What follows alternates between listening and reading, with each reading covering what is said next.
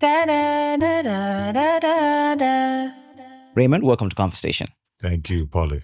Raymond, most people your age right now are pretty much still trying to figure out life. When you introduce yourself, how do you go about that? When I introduce myself, I stick to what I'm really good at. And that's pretty much what I amplify when I come into the room.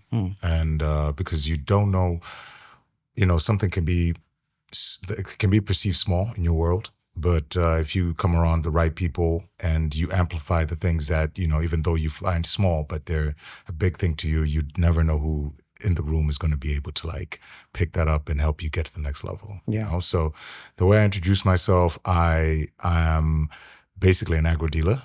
I trade produce basically. All right. And at the same time, I'm also a voice actor and I do real estate management. Sweet. Yeah. Sounds good. What would you say is the one thing that people usually misunderstand about you? I think the thing that they misunderstand most about me is it's easy to just point out my character. Yeah. Yeah, it's very easy to point out. Someone has described me as an acquired taste, because my mentality is one that fights the environment that we're in. Yeah. Yeah. Raymond, I know you said you ran your own business, but I know there was a certain point in time where you kind of had to take over your father's business, right? And I know that had its own, challenges and whatnot. But take me to that moment where you got the news and why you had to take on such a task. Well, this happened about 4 years ago. Right. 4 or 5 years ago, actually 5 years ago. Now that we're in 2026. When I got that call, it was really a dark day. We live this life day to day, not knowing that anything can change within a moment. And it wasn't only about the grief of seeing my pops in that particular state, and the difficulties he was dealing with medically at the time. But it was also the thing that your emotions had to be sidelined for the greater good. Because when I look at myself, I wasn't the only one impacted. I'm the firstborn of my family. And I had to switch off in some terms and had to focus all in all on that business. It came with the pressure. Obviously, a chair like that is not easy to sit on. And but you take it on knowing that this is, life plunges you in places, that you're not used to swimming in, and you just have to swim regardless. Yeah. And the right motivations are there. I hate to call them motivations, but, when you have family looking at you, you have employees looking at you, you have your own father himself who has, groomed you to come to that certain position. You have to honor those things. Yeah. And that comes with its own, for sure. Yeah. Tell us about the day you got the call. Okay, so it was morning hours, April 11th, 2021, Saturday. Right. We had a meeting. I remember having a meeting with my father on the Friday before in the afternoon. And we discussed what, was obviously what we usually did in our offices was always mix personal and the business, not together as in one thing, but, we can be able to move from something personal to something business very easily because that's my father. He is my best friend. And the next morning I get a missed call from my mom. And I was thinking, man, old ladies, they're just playing around with their phone, they're fidgeting, they're probably supposed to call someone else. And then I saw her call again in 5 minutes again. And I'm like, what's going on? It's a Saturday morning, 7:00. I think we're okay for the week. And she was crying and screaming on the phone. And the only words I heard was, your father's just dropped. And everything just changed. Man, I don't even remember changing my clothes, which I did, but I don't even remember changing my clothes. I was living in Chinyonga at the time. They were in Yambadwe. I was there within 10 minutes from the moment I got the call. And as soon as I'm pulling up to the house, I see the car coming out with the hazards on, and they're telling me, turn back, follow the car. I followed them all the way to Adventist Hospital. And that's where he was getting scanned. He was in the ICU. And I had various family members that came up, a few family members that came up in that short moment.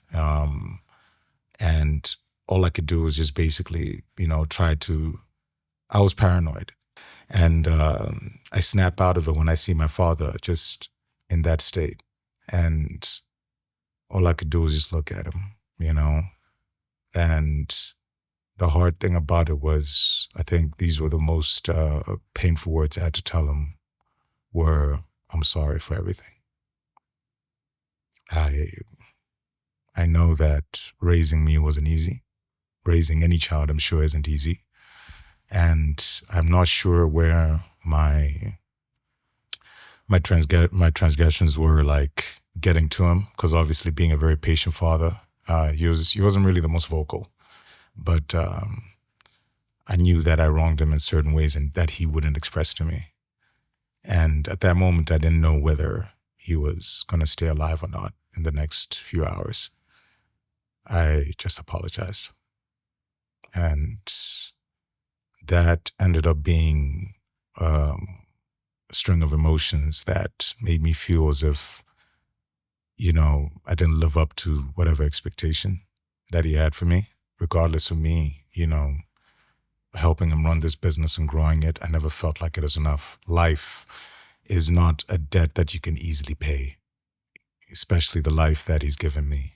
So, and he told me, and in that state as well, he told me and he said, it's fine.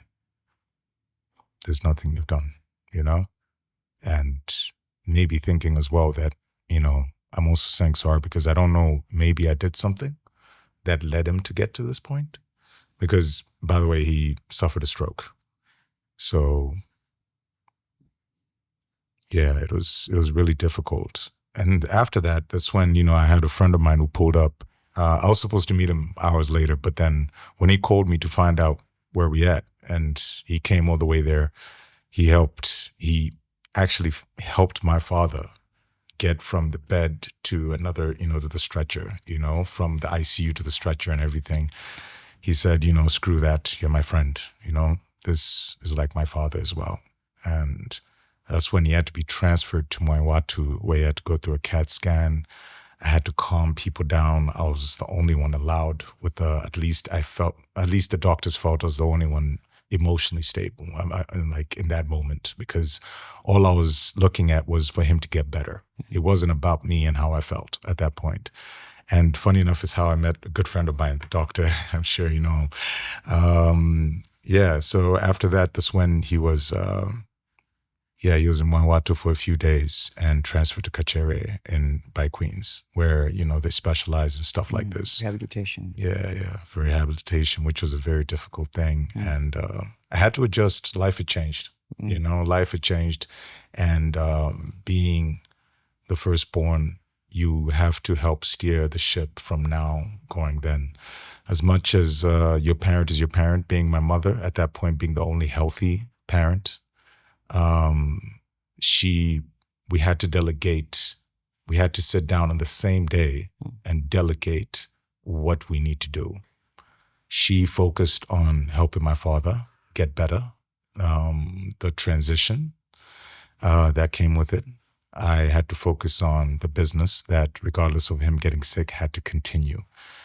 That we just had it was a quick 10-minute conversation. I'm sure you'd understand with how bad things were. And that was it, and this everything leading up to this point, I guess. Yeah. Wow. No, that's quite a lot. Yeah. That's quite a lot. And I think no one really gives you a lesson to sort of say, one day you might face something like this. But kudos to even the doctor, seeing that you were the one who was at least cool, calm, and collected, and given the situation. So obviously you've had like this quick 10-minute meeting with your mom, because then at the end of the day, the business has to move on. The grind has to continue. There's obviously going to be a lot of bills to pay. Yeah. How did you feel knowing that's what you primarily had to do, given the situation, considering you also had your own life plans? To be honest, growing up being the firstborn, I always knew that. I think it really clicked to me midway through college that being in my position came with a lot of sacrifices for the rest of the family. So I knew that the day would come one way or the other, you know. Being that my father, I was very close to him, number one. Number two, being the oldest. So being the oldest and being with my father, there was a lot of influence, a lot of things that he poured into me more. My brother is 10 years younger than me, and he was a bit too young to be able to take on some of these things. So I knew that it was coming. I mean, I had to sacrifice even educational aims just for me to be able to make sure that my siblings also get the same level of education. So that's what happened in college for me. That's when I knew I was like, you know what, regardless of what I might want in life, my position is blessed, but it can also come with sacrifices. And I think that's so obvious about any blessing you get. There's always a sacrifice towards it. And I knew it was coming. And I had to take it on because at the end of the day, I wasn't used to growing up having an older brother or an older sister I can lean on or anything like that. So yeah, you know, it all comes down to you and you have to stand firm. It's not tough talk, it's reality talk. You know, you have to understand that no one can prepare you for anything. And you have to have it in your mindset that sacrifice is always important and it's never going to stop as you keep going. But also understand that sacrifices do come with blessings. So those who avoid sacrifices won't get those blessings, you know? So being firstborn is a little tricky, especially coming from an African household, you know? It's a bit tricky for other people to understand. I'm a free spirit, trust me. I meet other people and they think I'm a middle child or, you know, but I know how to switch that off. I know how to go left and right, you know what I mean? Know how to weave through it because, like I said, I was born into this thing. Can't run away from it, man, you know? Yeah. So how do you really run a business that is not yours? Did you ever get any experience prior to this or it was like scuba diving time? It was scuba diving time, 100%. I had been an employee, various companies throughout, and But not your families. Yeah. Not being able to. I had never been in a position where I ran my own thing, and I was in charge of so many people. I wasn't even a manager in any of these previous jobs. I didn't take care of anybody, but yeah, it was easier for me in some aspect because we grew the business together. I helped my family with the setting up the business. We started with like 5 employees, and by the time I left, we're hovering around 400.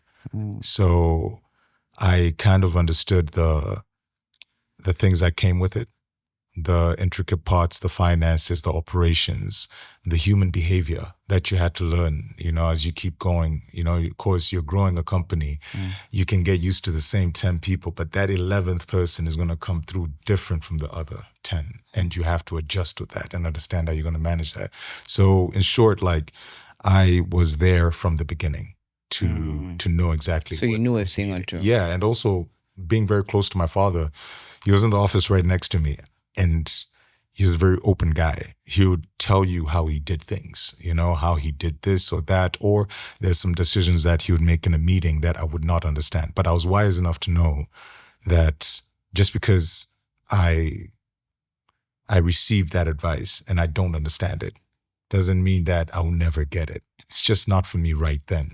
Let me see it play through. And then you start to understand trust in that point in time. Of course, it's not like I never trusted him, but you get to understand a different aspect of trust from now him being your father to now being your boss and him pretty much helping you grow in this business. So yeah, I could say that I was at an advantage being with him from the very start, leading up to the point I left, yes. Yeah.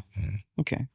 So now, for the most part, obviously you're doing agro dealing.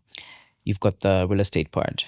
How do people feel when you tell them you're also a chef? I forgot to say that. yeah. Look, He's not mentioning it here because I didn't mention that. You might get free food. Yeah, you might get free food. Please do not hit me up for that. I'm playing.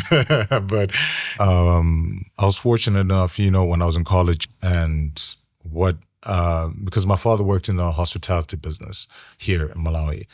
I grew up around seeing like waiters and hotel rooms and all these things. So when I went there, the thing that was very familiar with me, coming from a place where I just came out of high school, the only career that only made sense to me was one in the hospitality industry. So I'd apply to be waiters and whatever. And I worked for one restaurant actually where I was a waiter. But then I was fortunate, I don't know how this happened, but there was a sous chef, which is like an assistant chef, not like the head chef. Right.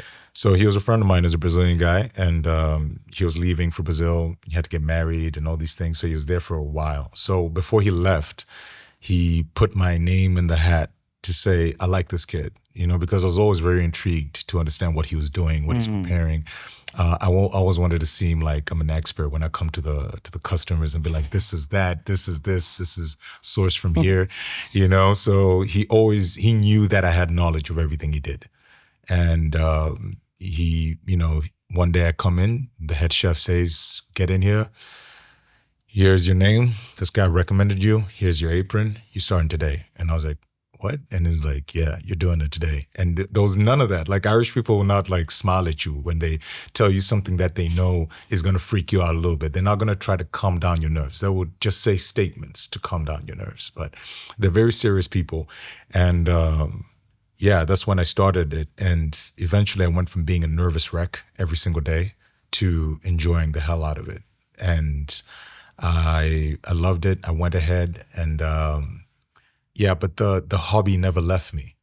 The things that I was taught, especially the plating, I was basically, I was into it. I was into it a lot. Yeah. So when I came back here, I think it was more of what I could say is a trauma response to what happened to my dad and everything else that happened around me, because it wasn't as simple as just saying, hey, he got sick, he took over the company, blah, blah, blah. There was a lot of things that I had to endure daily, you know what I mean? For me to keep myself sane as well, you know what I mean, was a difficult task. So what's so funny is I just became very immersed in the kitchen a lot. I would just put on the podcast or something like that and then totally just zone out.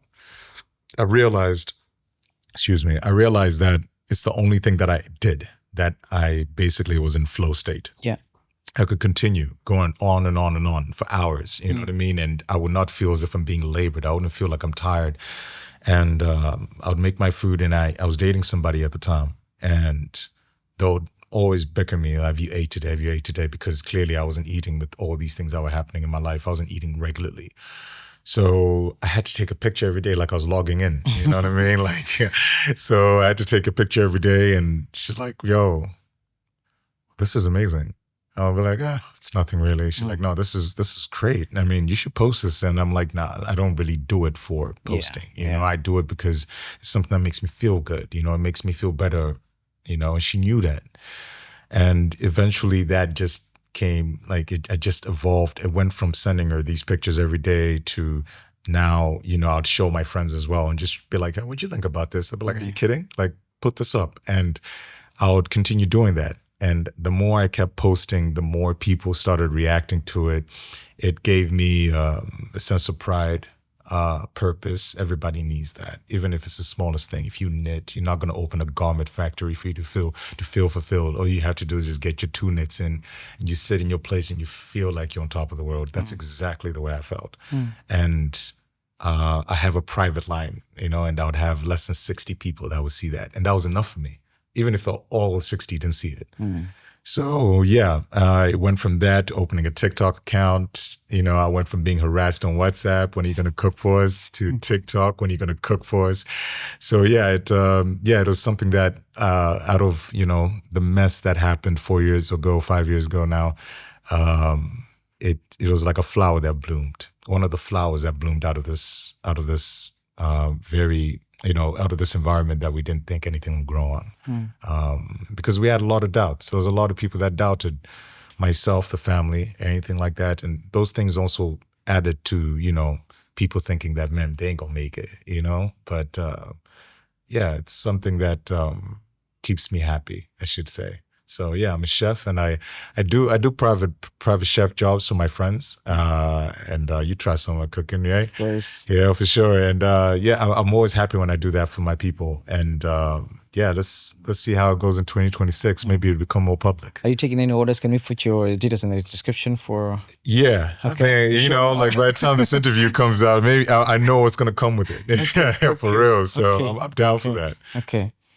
Now I think let's talk about what's really obvious about you. Yeah.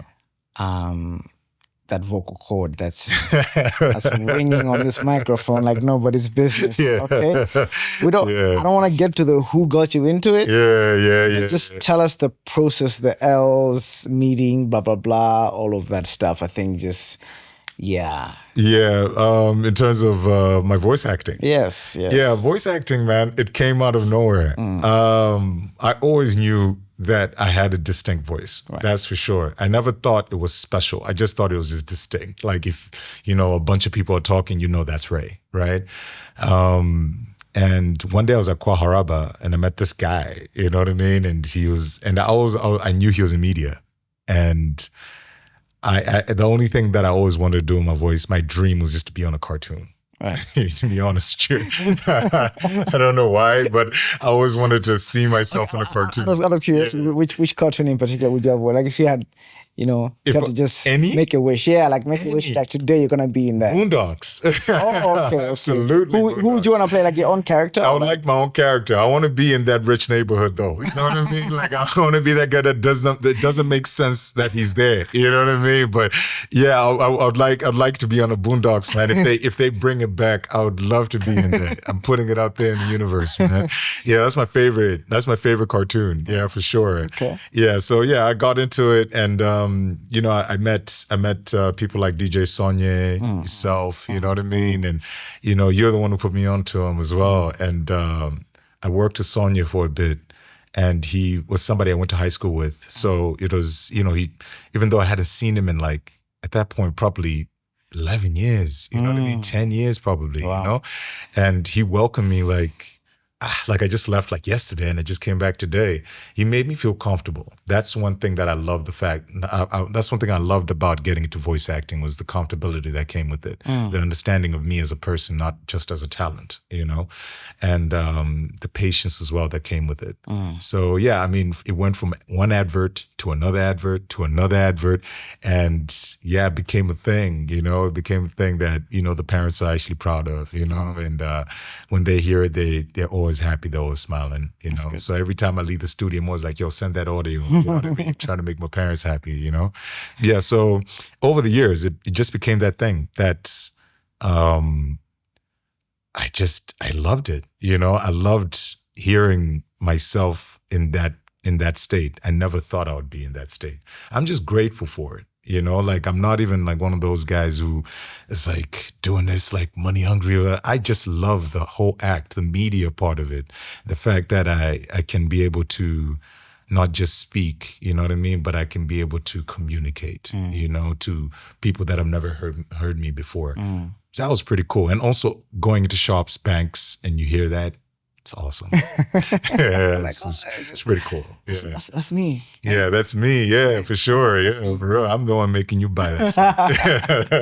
That's pretty. Yeah, for real. Are you allowed to say which one was your favorite of the ones many you've done? Yeah, actually, to be honest, I went back to listening to a few of them. And okay, no, you're not gonna say. I'm not gonna let you say. Yeah, but it's a good advert. That's all I can say. It's a good advert. We'll keep them guessing. We'll keep them guessing. Yeah, yeah, for sure. Okay. Yeah. And look, you've clearly got several packages on the table here. Some obviously from hobbies to now income streams and whatnot. Do you ever feel like you're overwhelmed at some point? Because it's quite a contrast if you're looking at real estate, agro dealing, voiceover modeling. If I met you in a studio one day and then I'm out here trying to do some farming and then I see you, I'm like, okay, same dude, radio dude is selling me plants. Do you ever get into that space? Yeah, it can become a little bit overwhelming. My character, like I say, my personality is one that sometimes cannot be easily satisfied. So I can get into agro dealing and I'll be like, well, there'll be something to me that would just speak to me and just say, this ain't enough. You know what I mean? Like, let's try something else.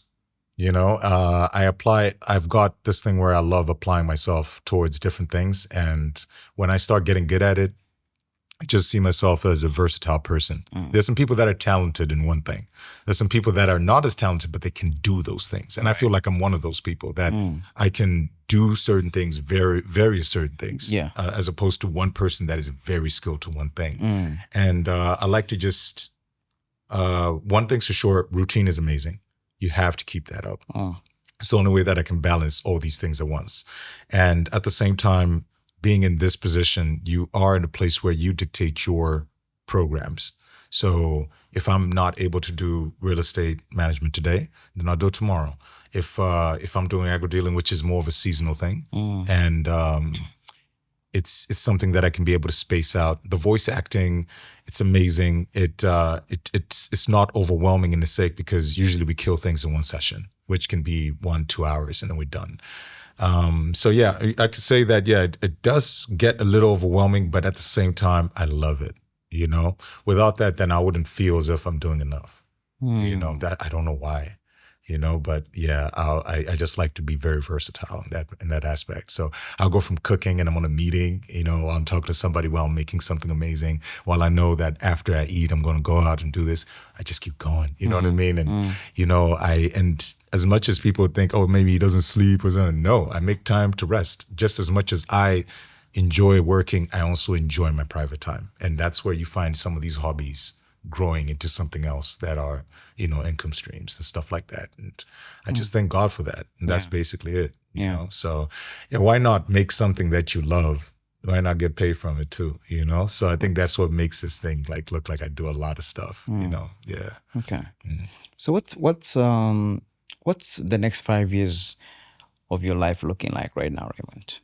Well, to be honest, I am very focused on growing the agro dealing business, and I want to evolve it. I want to do it. I don't know what companies have done it before here, but I want to do it my way, where it's not about, as much as we love money, let's have it. You know what I mean? Yesterday, but it's that thing where the focal point isn't really money precisely. It's growth. It's changing. It's making sure that no one has ever seen something like this before.